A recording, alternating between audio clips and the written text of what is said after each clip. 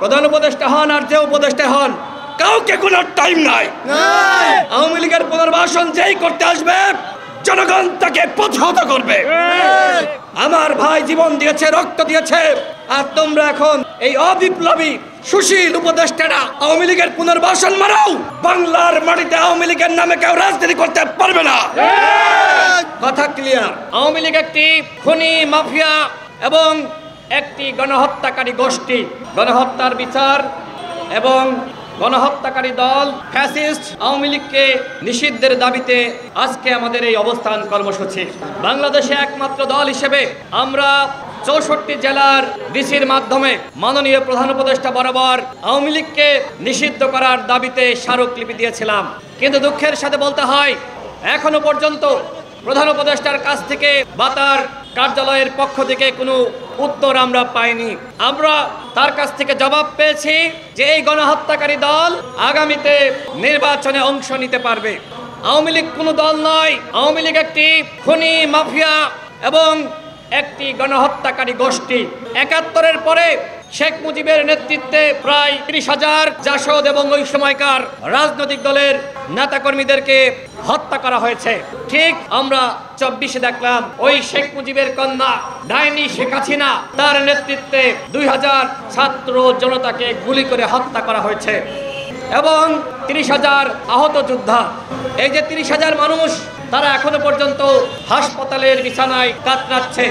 অনেকে আমাদের অফিসে এসেছে, আমরা কথা বলেছি, যারা গুরুতর আহত এদেরকে মাত্র 1 লাখ টাকা করে ক্ষতিপূরণ দেওয়া হয়েছে।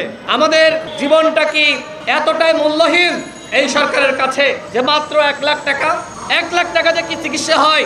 কারোর হাত ভেঙে গেছে, কারোর পা ভেঙে গেছে, কারোর চোখ নষ্ট হয়ে গেছে, একটা চোখের মূল্য কি 1 লাখ টাকা?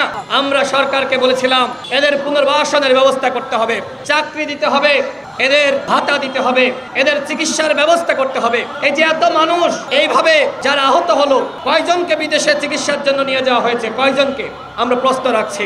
এই সরকার আহতদের পুনর্বাসন করতে পারে নাই। আমরা বলেছিলাম প্রত্যেকটা শহীদ পরিবারকে ন্যূনতম 1 কোটি টাকা করে ক্ষতিপূরণ দিতে হবে।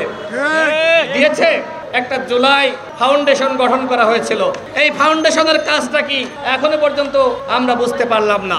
জুলাই ফাউন্ডেশনের সাধারণ সম্পাদক সার্জিস আলম, তিনি পদত্যাগ করলেন। দায়িত্ব নিয়েছিলেন শহীদ পরিবারকে ক্ষতিপূরণ দেবে, আহতদের পুনর্বাসন করবে, সেই কাজে ব্যর্থ হয়ে তিনি পদত্যাগ করলেন। অবশ্যই এটি ভালো, বাংলাদেশে পদত্যাগ করার নজির নাই, তিনি নজির সৃষ্টি করেছেন। আর সেই জায়গায় আমি তাকে ধন্যবাদ দিই যে ব্যর্থ হয়ে তিনি পদত্যাগ করেছেন।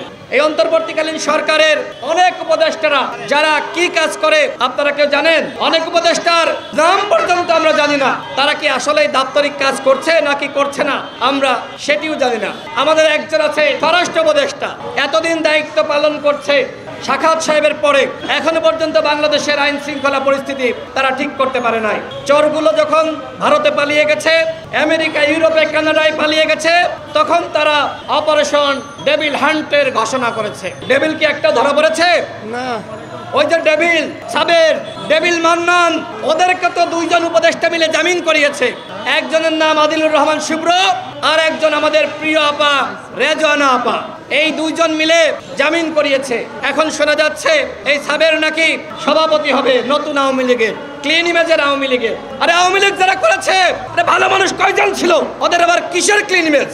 আমরা তারপরে বলছি যারা সাধারণ ছিল, নিরীহ ছিল, যারা সরাসরি ছাত্র জনতার বুকে গুলি চালায়নি, তাদের উপর আমরা জুলুম করব না, তাদের সাথে আমরা অন্যায় করব না। আমরা তাদেরকে ছাড় দিব, তাদেরকে মাফ করব। কিন্তু কখন? গণহত্যার বিচার শেষ হওয়ার পরে।